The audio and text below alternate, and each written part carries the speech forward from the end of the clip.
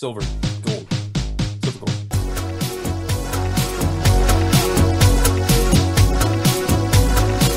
All right, welcome to Doomcast number 75. I'm Charlie McGrath, your co-host, along with Doug Owen. Doug Owen of blacklistednews.com. I have wideawakenews.com.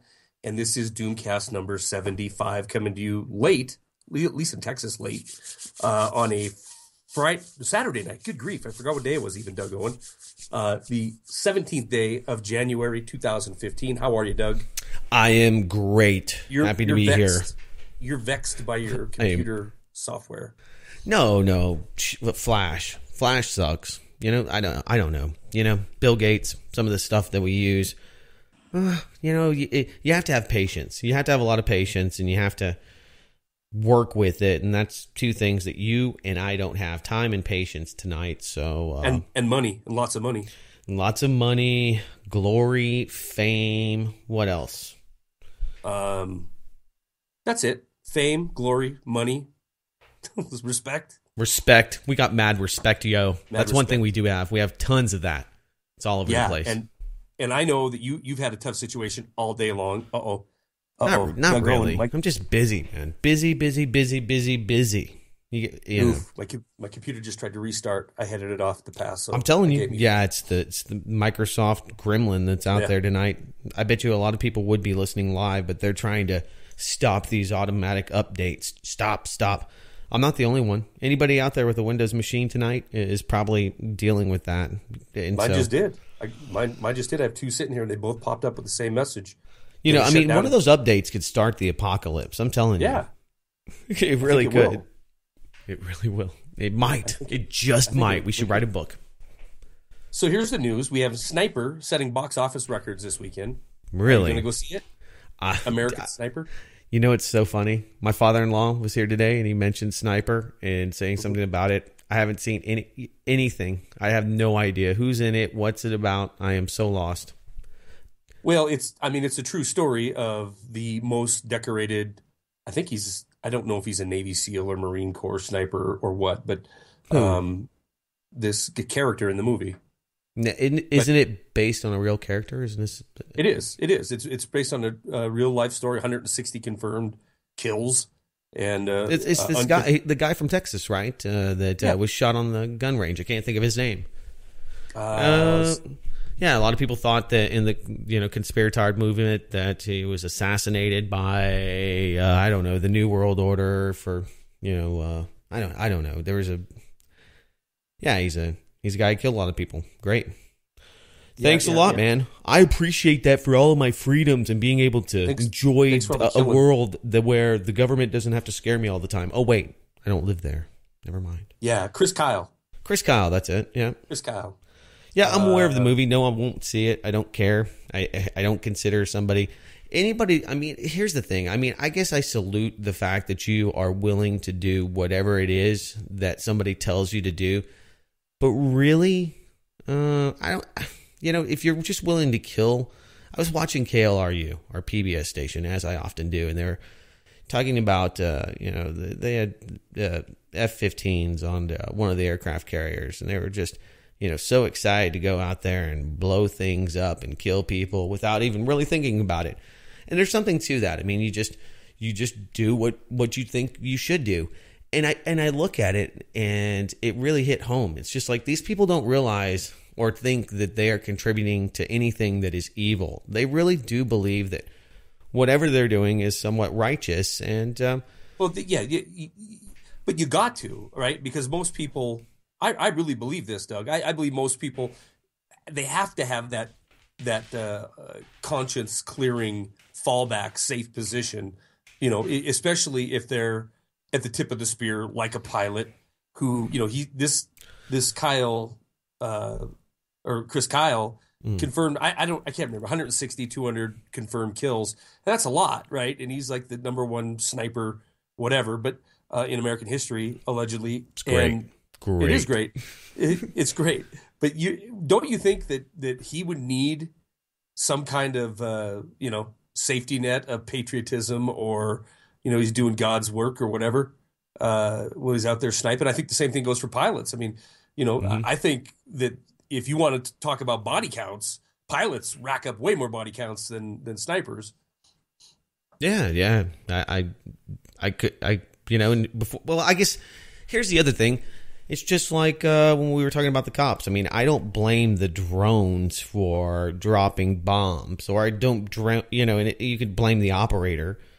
But really, at the end of the day, it's the American people and our government, our elected representatives, or corporately elected representatives, which I think is more correct. You do get a vote. You just vote with your dollar, Well, and on obviously sniper, talking about the killing versus, pilot versus sniper, he's got to look at, he had, whatever the number is, 160 or whatever, he had to look at every one of them, right, before he pulled the trigger. So, maybe. I mean, he might have closed his eyes. I don't know. Yeah. I guess he had to look at him. He probably would have missed more if he closed his eyes. Well, but anyway, yeah. I guess nothing he saw compelled him to not kill another human being. There was nothing that he saw that dissuaded him. It doesn't mean he took every shot either. Maybe he let some go. But it did make I doubt how accurate any of the story might be. And that's my big problem. It's like, this is the real true story from Hollywood via the CIA. Like the Marcus Luttrell story. Turned into a movie with Mark Wahlberg. You saw that one, I'm sure. No. Okay, well then never mind. Man, I've told you that. I've told you, Charlie McGrath. I told you. Well, I read the book too. I don't know. So, I just channeled Mr. T there. I'm sorry about that. Yeah, you did, Mr. T. Gold bling flying up. 2001, man. The last time I was stuck out at sea with nothing better to do. This is prior. I mean, internet was not even. I mean, it was there, but we were still all stuck to AOL. Everybody was investing in AOL, so that was the last time I watched movies. I think I watched one of the Mission Impossibles. I took my dad to see it. I did see the Jackass movies. I've seen a few. Trying to think. I've seen some old movies recently. I do watch old stuff. Recently, we How about Rare Exports? Did you see that one? No. What was it? It's not the Island of Dr. Moreau, though that would be a goodie. It was, shoot. It's a Kubrick movie. How I Learned to Love the Bomb. See, I always do this. I can't think of, I'm so bad at pop culture. No clue. Kubrick, the game? Kubrick, Stanley Kubrick. Famous director. Eyes Wide Shut. Space Odyssey, 2001 Space Odyssey. Anyway. Dr. Strangelove. Have you ever seen Dr. Strangelove? Yeah. It's a great movie. It's pretty. I don't know about that. You don't think so? It's all right. I thought it was pretty funny. I mean, a little over the top. It's eccentric, but yeah, it's, nothing that you're going to, I mean, Shining? Who watches that? Did he do The Shining? Yeah. Oh. Clockwork Orange, he did that? Clockwork Orange, yeah, that's a pretty creepy movie. That is creepy. Yeah. He's just a creepy guy. A lot of people think that he actually was the guy that directed the moon landings. Oh, really? Mm-hmm. A lot of people. A lot of people. Yeah, anyway, no, I haven't seen the movie. What's it about? Let's talk more pop. Hold on. Since you've got me here, I can't believe I haven't. What am I doing? I'm just not with it, Charlie McGrath. We need. No, what movie? I haven't seen Sniper either. The only point I was trying to make. No, go ahead. We need the bed music. Yeah, the only point I was trying to make on Sniper is that it is that killing. Not only is it acceptable and it's patriotic, it's also a good seller because it has had the best opening Friday ever in the history of movies. So $30+ million on a Friday, going for an $80 million weekend. So there you go. Is there anything else that's out there? I mean, is it competing by itself, or people just? I mean, is it really going to be that great of a movie? Do you think people are just that bloodthirsty right now with the Paris attacks? We have martial law in Belgium. Have you seen what's happening there? Have you been keeping up with the assassination of all of these terror cells that just went live? I mean, this is a perfect time to debut a movie like that, where people are like, "Oh man, if we could just have this guy kill everybody, it'd be great." Yeah, we need Super Sniper on every building. Every building over 33 stories. Yeah, there you go. There you go. The Wedding Ringer, American Sniper, Black Hat, Paddington, Taken 3, Into the Woods, Unbroken, which is supposed to be incredibly good, Night at the Museum, number whatever, The Hobbit, The Battle of whatever, Wild. Those are old movies. What are you talking about? No. This of all time? Is this no. You said, is there anything else out there right now competing against American Sniper? Oh, okay.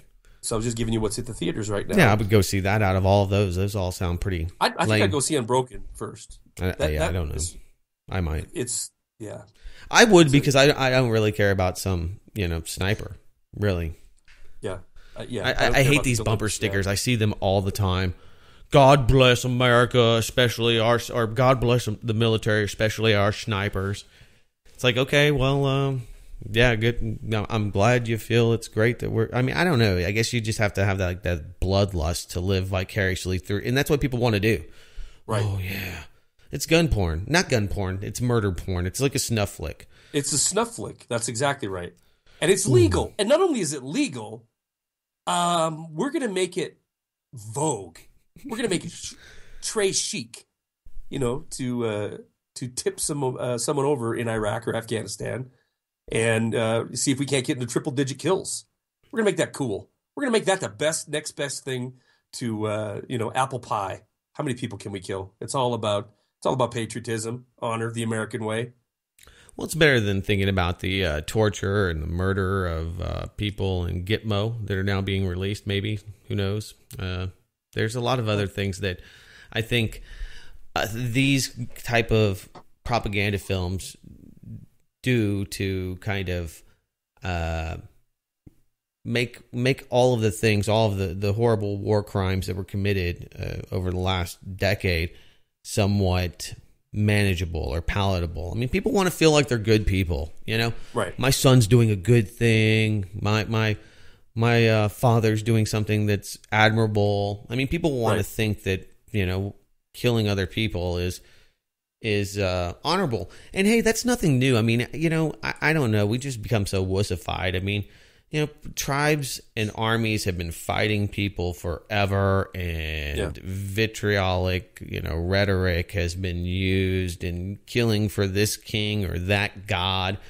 It's nothing new. I think only, fortunately, for us, we live now in a world where at least, a lot of people, including you and I, people that are former military, kind of have a disdain and a bad taste in our mouths for bloodlust, and more and more people are vocal about it. So I guess that's good. But the fact that so many people are excited to go watch, some guy whack people, it's not surprising, but it's pretty telling. Yeah. Well, it is very telling, and I don't know. I'll probably wait till it comes out on DVD and see it, or maybe read the book on it. That way you can enjoy yourself by yourself. Yeah. That's what I mean. For a lot of those people that want to take off their pants when they're watching the show. Whoa! What are you talking about? UFC fighting? No, I'm talking about the people that are going to get so aroused by watching sniper porn that they're going to pull their pants down and do a little sniping. Watch out for those Pee Wee Herman types there in the movie theater. Oh, yeah. Shoot that little kid in the head. Oh, he's got bombs all over him. Yeah, I saw... What the hell is wrong with you? That's hilarious. Yeah. He's packed with Simtex and C4. Oh, yeah. Unfortunately, I'm going to have to kill the child. There's no option. Yeah. Anyway, anywho, ridiculous. How about that Franc? How about that European Union dollar? You watched any of that happening? Any of that playing out? Say it again, because I had to mute the mic because I was coughing because you made me laugh so hard. Well, that's good. The what's happening with the Swiss franc? People are freaking out about this. Oil prices and the Swiss franc. Yeah, it's all going to hell. Yeah. So what's the deal with this? I want to get your take on this. You know what? I don't. Here's the thing. I mean, Zero Hedge has been just all over this. I'm sure you're going over there and checking out his stories too, or some of the stuff he's got posted on here about the discoupling between the energy producing nations and their use of the petrodollar. This isn't news. I mean, this is something. So this is a decoupling from the euro, which they pegged to, and they promised to peg their their Swiss franc to the euro. So this is kind of was this part of a deal to get into the European Union or some economic zone? Is this something what is this going to do, really? What do you think? You know what? We're going to have to wait and see how it plays out. I mean, I just don't know. I don't know if it's a move to please Brussels. I don't know if it's a move to hedge any kind of devastation that be coming to the European Union because of their tough economic state they're in right now, with every major, even France, double-digit unemployment. Germany's close to double-digit. All of Southern Europe is high double-digit. And then the energy battles between the Eastern Europeans and the West. It's a mess. It's a complete mess. And at the same time, we have the power players of the West doing everything possible to shove the price of oil further and further down. And I'm amazed, Owen, that here we sit after talking a month ago about it being at like $65 a barrel. And what did it close at Friday? Like $48, $50? It's right there. I mean, somewhere. Yeah. Yeah, so I don't know. I mean, a lot of people are saying this is the year. This is the year for the big collapse. Oh, boom!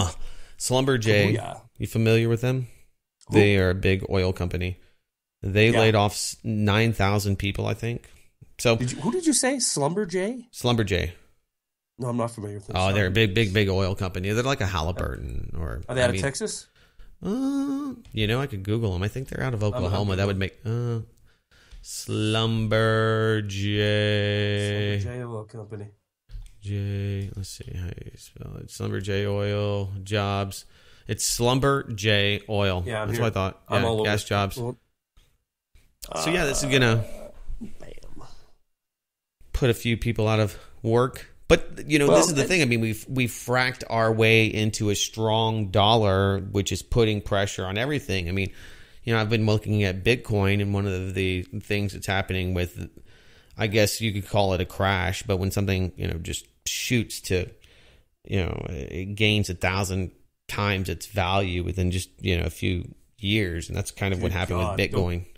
Down at 200, 150, wherever it falls or wherever it may rest, is still pretty darn good comparatively to what it started at, which was zero. But looking at the rise of the dollar, the strength of the dollar, and what the U.S. was able to do, and I think a lot of even economic analysts that I hear, disregard, the fracadacious recovery, and that's, people are like, well, how did the dollar rebound? Well, look at what's happened with the the amount of oil exploration and the amount of fracking over the last few years, and it just shot through the roof to making the U.S. the number one exporter of oil last year. And I think that has to have a consequence when you have not just, a lot of people think it's just the Saudi Arabians that are part of this grand conspiracy, but also you have the U.S. pumping out more oil than they have, and not only that, but also last year changing the law so that the U.S. can export oil, because we had a nationalist law that prevented the U.S. We could drill for oil, but we couldn't export it.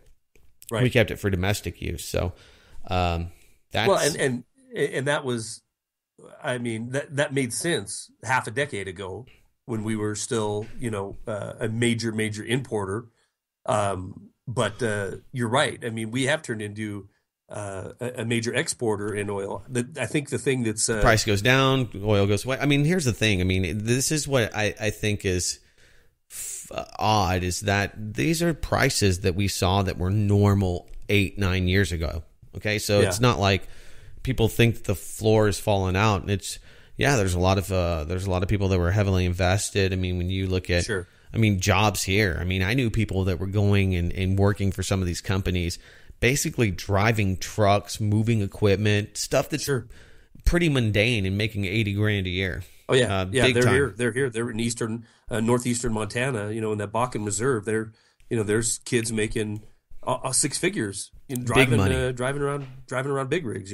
You make good money when it's there, but boy, oh boy, well, here's the no thing. money, no jobs. That's what I was trying to say, is that there has been this explosion with fracking and with extraction of shale oil, and is very lucrative, and it's very good for the local economies and actually the national economy. I mean, that has been the bright spot over the last couple of years. It isn't good locally for the towns that this happens in, because it turns into a shambles. But anyway, the point is, with Saudi Arabia, with the production being 700,000 barrels a day more than the world needs between all the oil producers in the world, and Saudi Arabia deciding that they need to do whatever possible to stave off this onslaught of shale oil, driving the prices down, it is now it's not feasible for a lot of these companies, a lot of these corporations, to go out and to extract this oil when it's $45 a barrel.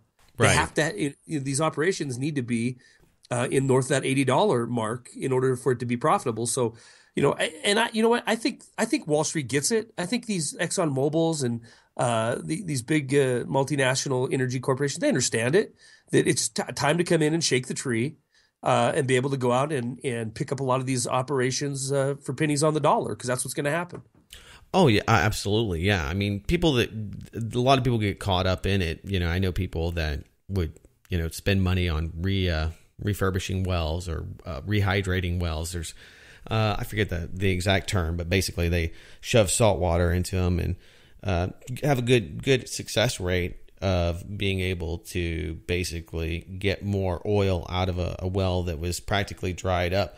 And it's like scratching lottery tickets. People are more, when there's a lot to make, they're more apt to make risky bets. And one of the things that I've seen is that people in the oil business, when it's good, they are just like most people, overextended. They are trying to expand to the point where they have everything that they own invested. And when you see a huge price drop that just happened, cataclysmically, it hurts a lot of people. It hurts a lot of people. And those same people are going to be getting a double punch because Obama now has a new budget proposal that's going to go after any couple that makes over $500,000. Oh, you're screwed.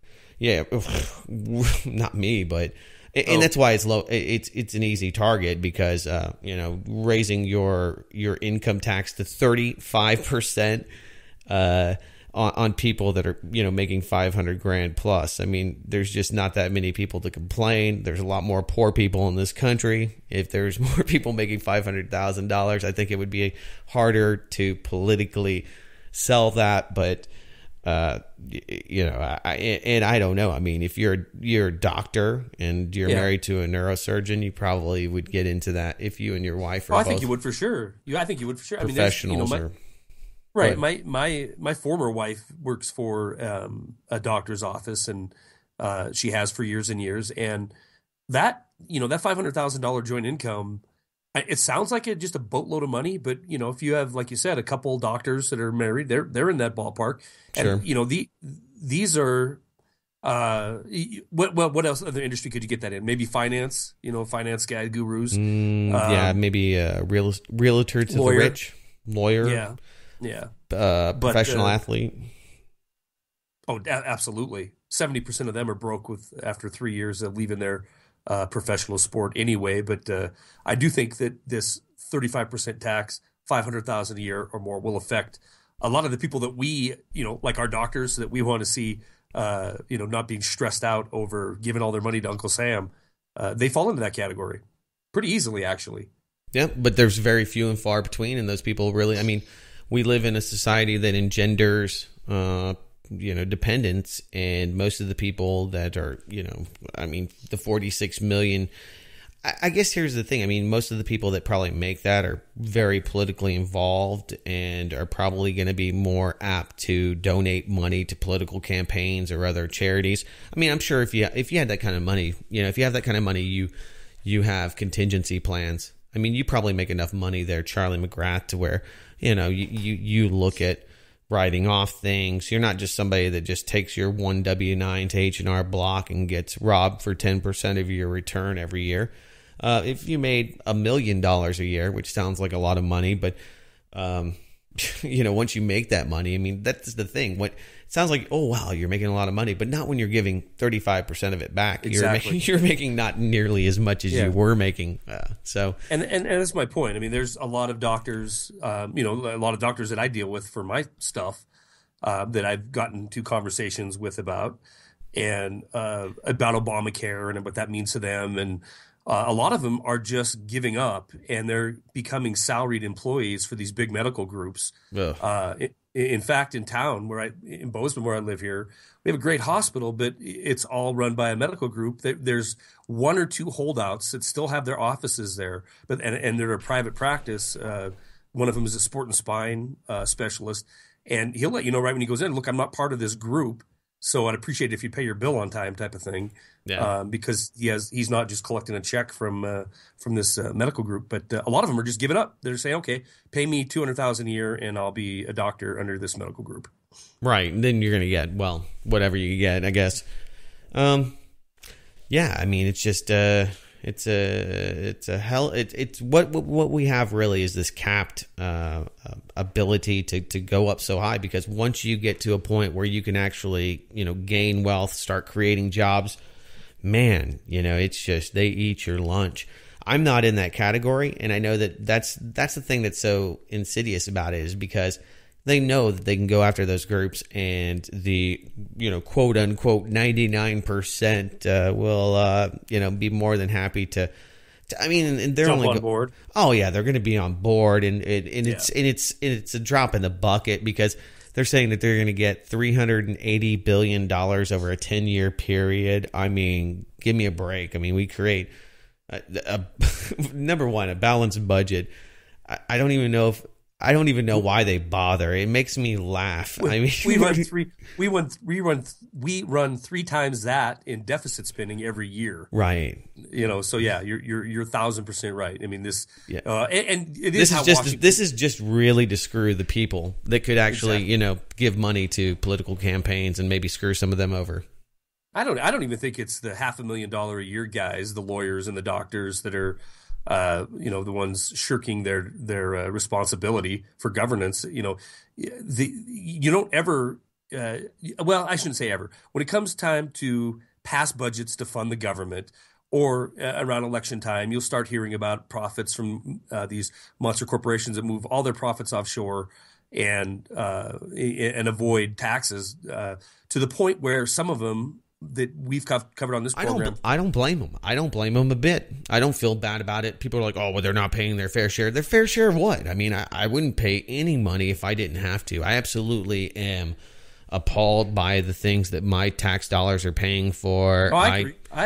I agree, but it's got to bother you that these corporations, a lot of them, who are writing legislation, right, I know, because they don't benefit you. Go ahead.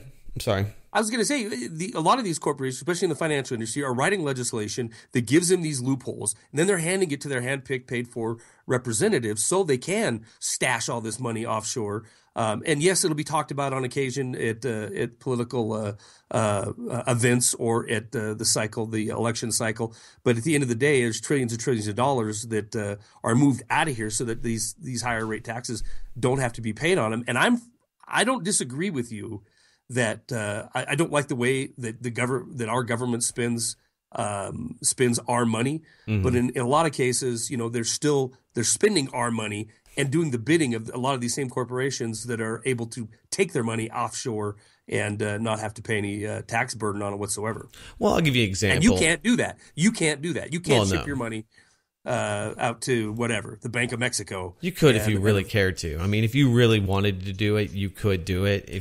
But most people don't. I mean, most people could start a trust and be completely anonymous. You better be transferring it in $2,500 increments, so you're not. I would suggest absolutely, and I don't give people suggestions, but I would not try to structure money, because I saw what happened to this guy named Ed Brown, and he did that, and it did not work well for him. They blew up his compound home in New Hampshire.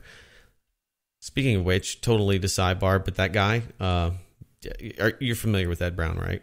Yeah. The story. And anybody out there can look him up. They're still trying to sell his home, and the government won't give him guarantees that there aren't booby traps and bombs possibly on the premises. So nobody is able to buy it because you can't get any kind of insurance on a property that might have bombs all over it. Well, no, State Farm is not going to help you out with that.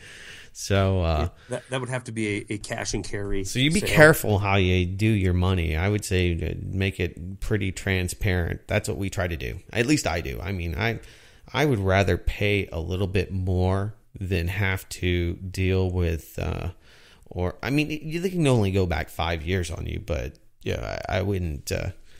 I'd be careful. Because it used to be if you pulled 10,000 out or transferred 10,000, then it got flagged. And I'm just trying to find this article. Right, but here's the thing: if you try to do $9,999, then you get triple flagged, and now you're under the radar, and you're trying to go under the radar, and that even makes you more suspicious. If you're trying not to, hide money from the government, good luck with that.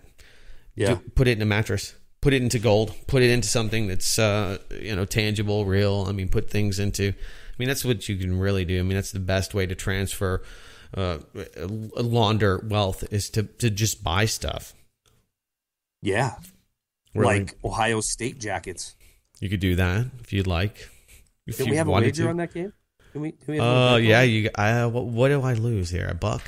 What do I have to do? I forget what's my. I thought it was silver. Wasn't it silver? Oh yeah, I owe you a round. I've actually got a silver round. Give me 100 ounce bar. No, I would never bet you a 100 ounce bar because I don't have one. Me neither. Did you watch that game by chance? I did. What'd you think? I thought it was pretty amazing. Pretty amazing that Urban Meyer and the Ohio State Buckeyes, which still, even after the last Doomcast, most people don't know what a Buckeye is, that they were able to just dominate the heck out of Oregon. So I thought it was pretty impressive. And that their quarterback, Cordell Jones, that was his third game in that level, in college level, as a quarterback. Third game. I mean, the first game was a bowl game that he won, and then the second game was the semifinal, and then the third game was a championship game. And there was speculation on Friday because he was putting out a press conference at 2:00 Eastern time, and he was going to give the press conference. He did give the press conference from his high school in wherever he went to high school at, and they were all speculating he was going to go announce himself eligible for the draft. NFL draft. Why? This year. No, see, people are just ridiculous. That's a perfect example of why the media is ridiculous. Okay, why would this guy? He's played 3 games. He's played less than 180 minutes of collegiate football, and people think that because he had a great day, he had a couple great games, that he's ready to be an NFL quarterback. Oh, they were. I think it's a real. Go ahead. I was going to say ESPN was convinced. If they were thinking for sure if he was going to announce he was staying in college, he would have done it at the University of Ohio and not went back to his high school. But when he got to the mic, it was so nice to hear him say, "Look, I've had 3 games. I'm not ready for the NFL. I want to finish college and get my degree before I make that jump." So, and everybody, that's what everybody took away from it. He said that he can, get 10 times farther in life with his college diploma than he can with his physical skills, his athletic ability or something like that, to paraphrase. And it's true. It's true. I think what the lesson is that if you have a great team, if you have a great scheme, and you have somebody that is able to make things easy for a person like Cordell Jones, then it seems like he is on top of everything. He's brilliant. And I would say you could maybe juxtapose that with politicians, that's a brilliant piece of legislation. It's all of the other things around them, the people that support them, that made them look so great. I mean, that's really a testament to the coach and the guys that drawing up those schemes. Because if you put a person in life, in football, in any corporate structure, in a place where they can do nothing but succeed, then you're going to, and give them confidence and believe in them, then you can make those things happen. You can absolutely manifest them. That's why Urban Meyer is brilliant, because he's able to do that. And you see it because it's not just Cordell Jones. It's the guy before him. It's the guy before him. It's the other guy, that other guy before him. And there's nothing special about these guys. I mean, they're highly talented, but it's obviously the way that you can, put people in a position to do the right thing. And I like that, and I like the parallels that you can draw from that in life. Putting yourself in a position where you can only succeed. You have to do that I think on a professional and personal level. And if you're not, then you're probably not very happy. I couldn't agree with you more. It was a great run. And I know that we probably talked more sports in the last couple of weeks than we have in 75 episodes of this, but your passion for college football kind of got me looking at it a little bit more this year, especially with the first time playoff. And it was I thought it was great. I love Ohio barely making it in, and then beating Alabama, and then getting in there and doing it against Oregon. Well, the thing about college football, I know we're boring a lot of the listeners, but the reason that it's different is it's not like basketball or even NFL, in that each game counts. If you lose one game, because they're collegiate, because these aren't professional athletes, they actually have to go to school at some schools. Wink. Yeah, but they at least have to attend and pretend that they're there. Right. There are huge repercussions for not being there. So most of the colleges are pretty much self-governing, but in the NCAA doesn't have subpoena power. So if you look, but you're right. These teams have to win. If they're losing more than 2 games, if they're losing more than 1 game, they're not making it. They're not making it to the championship. Oh well, we got a lot of one. I mean, Ohio State was a 1-loss team, and one. I said if they lose more than 1. Oh yeah, more than 1. No. Any 2 losses, they're not getting there. You should see those Virginia Tech shirts. They say 42-33. We beat the national championship, or it says it has Virginia Tech 40, whatever it was, their score, and national championships team. And they're like, well, they might have beat Alabama, they might have beat the Oregon Ducks, but we beat them. And of course, that's the thing about college kids, is that they're young, immature, who gets on the bus, who actually comes to play, who got drunk last night. Those are the things that really kind of play into it, because it's so amateur. I think that's what the bookies like it, because they get the insiders on these universities to find out who hung out at the keg too long the night before. Yeah, well, and here's the thing a lot of people don't understand, and it's about usury, and it's a perfect example. Okay, bookies, they don't care who wins or loses. Have we talked about this? I don't want to rehash this. Have I taught you? I've never talked about bookies before. I've never taught you how bookies work. Okay. Well, this is important for all of you out there, kids. All of you, not myself, but my uncle, he likes to bet on sporting events. He's very into that. So he's a guy that goes against the line. So usually, most people that just bet, hey, man, I bet, my team wins over your team. I guess amateur betting, people look at it like that. Most people go by the line, and that is that they have to win by so many points, or that is determined by Las Vegas. So when you open up the paper, there's a line. What's the spread? What's the spread? Right. The spread moves depending on how much money is on one team or the other. So it's really like a collective opinion, because the idea is that you want even betting on both sides, because you're making money on the percentage, and they call it the juice. And so if one team, the juice, Juice. So the juice is the interest, right? So you bet $100, another guy bets $100. Whoever wins gets $195. Who got the juice? The bookie got the juice. So the idea is that you want even money on the game, so the house always wins. Sure. So they don't. So Vegas only cares in the sense that they want to make it even. Okay, what about this? So what about this? If I went down to, let's say, Vegas tomorrow, and I wanted to bet on Seattle and Green Bay, they play tomorrow, and the spread is 6 points to Seattle. Mm-hmm.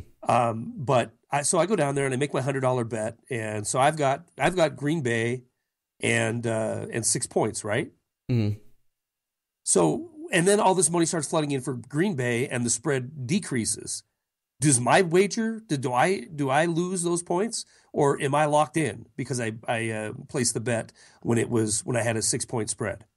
Yeah, you lock on the spread whenever you make your bets, but the spread only moves for those that are betting depending on stuff that's happening. But the payout is really what's important. So if you bet that they'll make the spread, you'll win.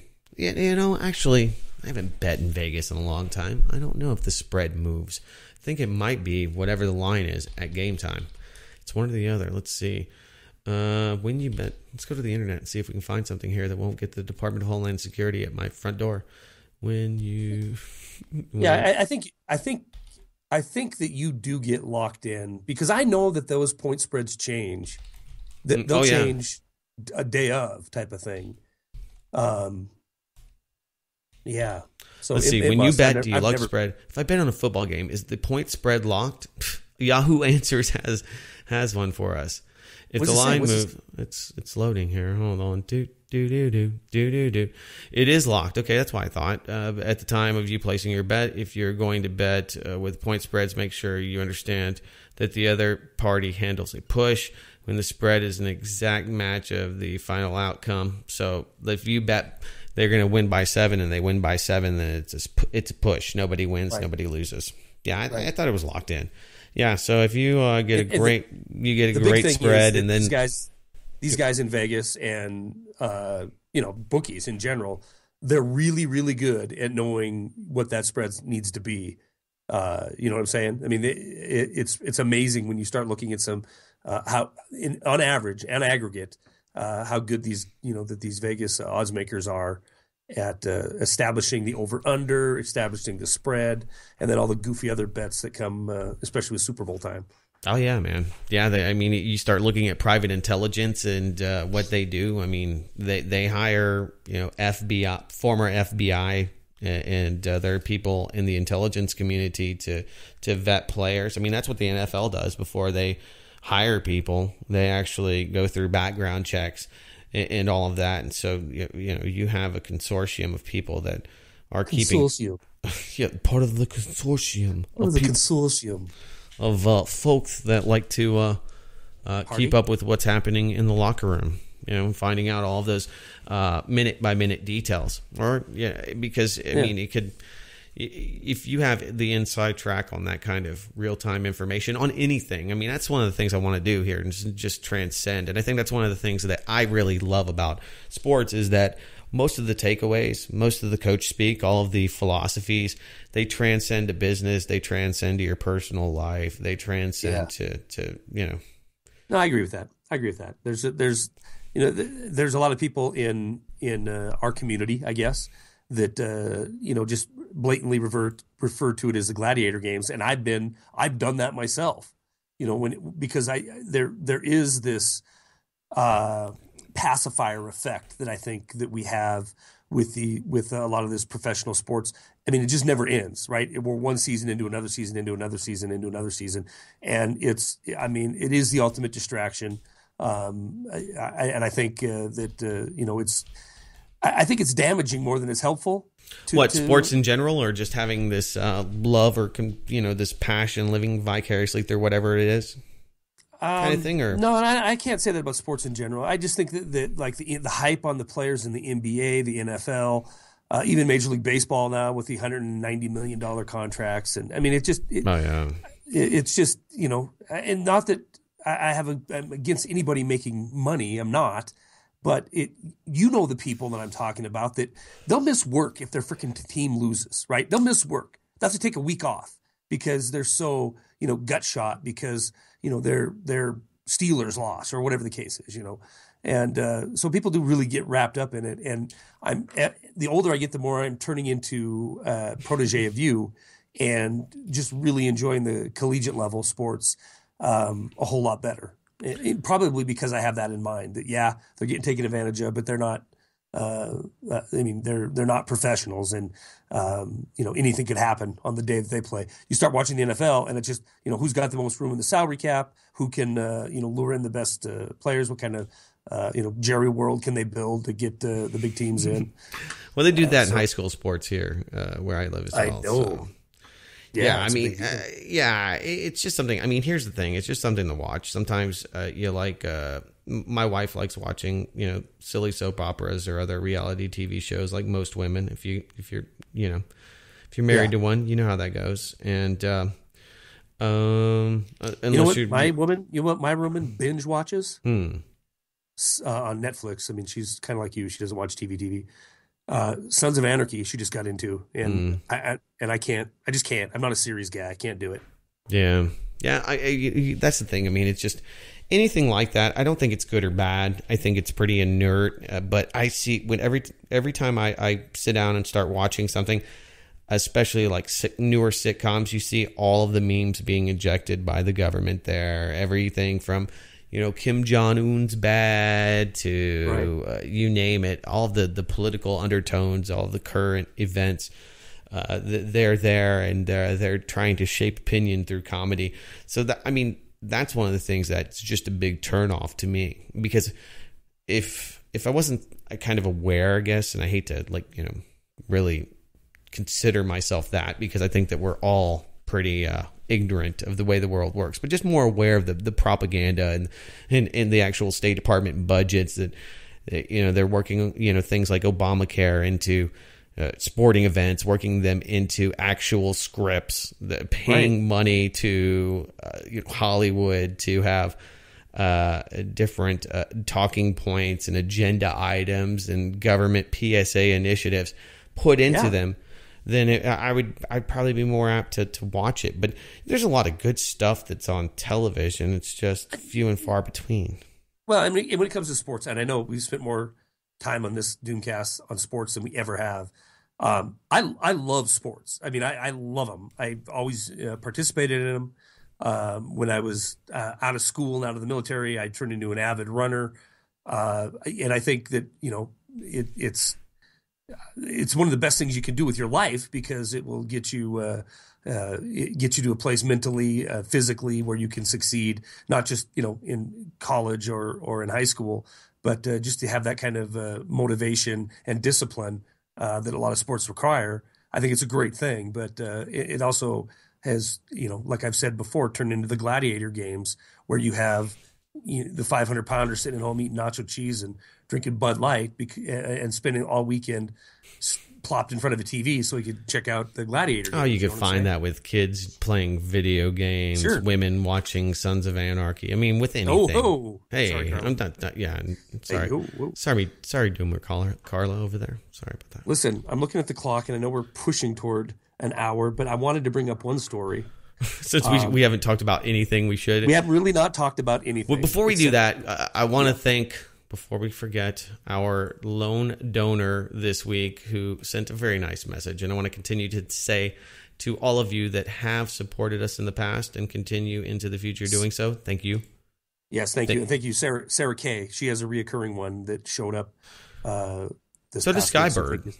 Yeah, I want to thank her too. Hi, Doug and Charlie. Please keep the Doomcast coming. I enjoy your work. As Charlie would say, you're goofing around. Jim in Vancouver Island. What a beautiful place. Oh, man. That was Skybird? No, that's not Skybird. That is Jim on Vancouver Island that said he enjoys the work in the show. So he sent in $20. And thank him for that. Thank you very much. I appreciate that very much. And the people that give recurring donations, all of you out there, and there's a few of you, you can do that at doomcast.com/support. You can support the show with your Bitcoins, with your Bitcoin, rather, and your checks, money orders, PayPal, credit cards, 2 ways to pay. WePay, shoot us silver. If you have a silver round, send it to me. I have to mail you one now, don't I? I have to actually. I have these really. I think I just want mine. Here's what I'm going to do. I'm going to treat you as the First Republic Bank of Texas. So I want my hard assets. I want my precious metal assets to be stored in the Bank of Doug. That way can I create you 101 credits, and maybe I can get a fractional reserve banking system going on. You know what I've been doing with silver coins, as a matter of fact? Sorry, go ahead. That's right. As I say, you're going to get in trouble with that talk. No, Doug Owen doesn't want to make his own fractional reserve banking system. He's just going to be my clearinghouse. Yeah, there you go. I like that. Actually, my son is teething. We talked about that a little bit, and he's just... Poor little guy. Yeah, he's got his molars coming in, or his canines, rather. Miserable. Yeah, miserable. Yeah. So you know what I've given him to chew on? Take a wild guess. I'm trying to think what I had. We had binkies galore, but what? Something cold? Yeah, something cold. Something, it's hard. It's metal. Cold, hard metal this kid's chewing on. Mm-hmm. A spoon that was just in the freezer. Close. Silver coin, silver ounce. Oh, there you go. Ooh, wait a minute. Aren't you worried about the little guy swallowing that? No, it's pretty big compared to him. Ooh, whoa. Whoa. I think you need to tie a string to it. You think so? Yeah. Well, I was holding it. Yeah. It's supposed to have if you're holding on to it, that's fine. That's fine. Yeah. I thought you just had the kid in his little rocker chewing away on a silver round. No. Yeah, he put it all in his mouth. He was just like, ooh, maybe not. But yeah, actually, a nurse told me that what she did was she would cut the skin with a silver coin. She actually had a Susan B. Anthony, which I don't have, but that is a good way to cut, because that's what kills them, is that tooth coming through the skin. So you just cut that a little bit and just go. But he's a mess. He's got chapped cheeks, kids are when they've been drooling all over the place, and they're just bright red, and I forgot about it because my kid's 14, about to be 15, and it's weird. I hear these stories that you have, and it just it brings me back. It was me and my son since he was 3 years and 11 months. That's when he moved in with me. Mm. So all the and I had him through all the teething and all that stuff, but everything that's happened since that point, it's been him and I. And the crap that you go through, it's interesting to hear somebody else talk about it. And I know everybody goes through this. Everybody's having their Paul Reiser moment. They're like, oh, geez, I don't want to hear about Doug's kid teething. Hey, two things that I thought were pretty interesting. Okay, go. Two things. Eric Holder is cut off. Go ahead. Was one of them Christopher Cornell? No. Okay, go ahead. What's that? Who's that? He's the latest patsy. Oh, the guy that caught up in the FBI's sting? Yes. Yeah, he was up to no good anyway. You see that beard on him? Mm-mm. Oh, yeah. I don't trust him. He's a terror-loving terrorist. Obviously. Doesn't matter. Obviously, Durka. That's what he's all about. Yeah, his parents basically have... the government's not even bashful about the way that they set this guy up, but basically the takeaway is that you shouldn't talk a lot of crap on Twitter. He's mentally unstable, like so many of these people. Recently converted to Islam, even if it looks like we lost Charlie there. Recent convert to Islam. White boy Al Qaeda. You there? Can you hear me? Yeah, Doug, can you hear me? Yes, sir. Okay, sorry, I dropped out and called you right back. My mic kicked off. I figured. But Christopher Cornell, 20 years old, claims that the motivation for his terror plot, which you probably got into when I was cut off there, which was a complete FBI terror plot. Right. But his motivation they're attributing to Anwar al-Awlaki, who they just can't get enough of parading al-Awlaki out. You know that? Awlaki, last week I called him Zerhari, and it's actually Awlaki. He's the Pentagon dinner guest. Right. The one who was in Yemen, and before long he was... he's dead, right? Absolutely. Okay. Yeah. And so is his 16-year-old son. Right. He was the one killed in the cafe. Yeah, exactly. And the problem is, what I found interesting on this is they keep dragging him out, the al-Awlaki. See, when he killed him, he really wasn't anything more than a rabble-rouser cleric. Rabble-rouser cleric on the internet. Kind of like you. You're a rabble-rouser on the internet. Thanks. Then, once they killed him, before they even waited 2 weeks to kill his son, they gave him this grand new title, which I don't remember off the top of my head, but it was head of personnel or recruiting for Al Qaeda in the Arabian Peninsula. So posthumously, he was promoted by apparently the CIA into this level that requires him to be on the kill or capture list. Well, Christopher Cornell, according to the reports coming out, was all fired up for what they've done to Al-Awlaki. And they're tying Al-Awlaki to this once again, just like they did the Fort Hood shooter, the underwear bomber, David Williams. I'm trying to remember if I don't think they tied him with that, but there is some connections out there now. They're trying to be made with basically Al-Awlaki anybody. And I think all of this is just a plot to make it seem that the assassination of him and his son was justified. And after a while, people are like, well, see, look at all these other people that he inspired. And they love using that term inspire. Watch that. That's a buzzword because every time you hear inspire, remember that Al-Qaeda's alleged magazine that they put out is called Inspire. So they love to say that they were inspired and that they were all of these people. Not only that, Doug, I agree with you. And that the verbiage used is really incredibly important. And you hear them talking about inspiring terrorism or inspiring dissent. When this whole event went down in France, what did it prompt? 40 plus leaders to come together to march through Paris, 1 million plus people. And we find out a few days afterwards that there's going to be this big summit now to discuss what? And now, free speech? You would think that they would talk about... the terror summit. The terror summit, radicalized Islamic terrorists. You think that would be the theme of this deal, but it's not. It's about extremism. Eric Holder came out and said, this is about extremism.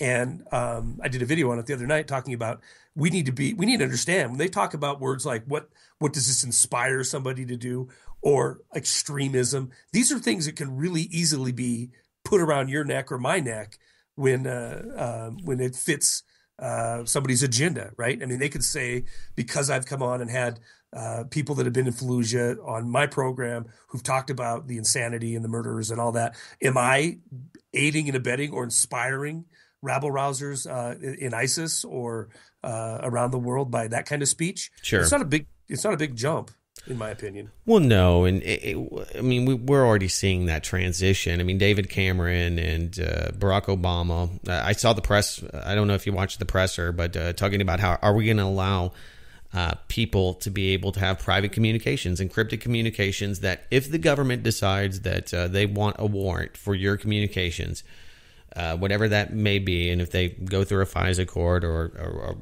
we found out that just this week that the DEA has been keeping the calls of all people that were on their suspected list since the 1990s that went outside the country without warrants. Yeah, it was just this huge. I'm surprised that technology was available then. Oh, yeah. Go back to Trailblazer and a bunch of these projects to modernize the telephone systems back in the late 1990s. Late 1990s. Okay. I mean, I know digital was taken off. Late 90s. Yeah. I mean, it's the government. I mean, they act like they don't have any money, and they're 100 years ahead of us. Yeah, they first engineered Roswell crashes. No, I mean, they were just keeping metadata, so it wasn't like, actually, I don't think that they recorded all of them, actually. I think it was just keeping records of all of the calls made, because that's really all you need, You called me, I called you, you called somebody else. I mean, you can... Right, you can make the link. Yeah. Sure, yeah. So, when it comes to private communications and, being able to, talk anonymously with privacy on the internet, that is... what they are targeting, and that is what they are trying to push to create and get Congress and Parliament to push laws to force telecommunications companies and others like Skype and Apple, all of these companies providing communications equipment, to give them access to all of them. And here's the thing. I mean, it's going to isolate the U.S. in U.S. manufacturers and the global community. Ultimately, it's not being used to keep the Americans safe. It's really being used to keep Westerners under the thumb of control. I mean, surveillance throughout history, historically, let us not forget. Let us remember that historically... What's that?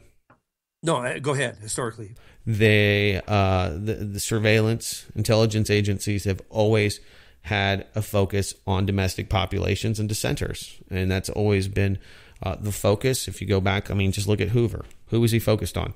Martin Luther King, on dissidents, on anarchists, on the U.S. population. What's the FBI, focused on now?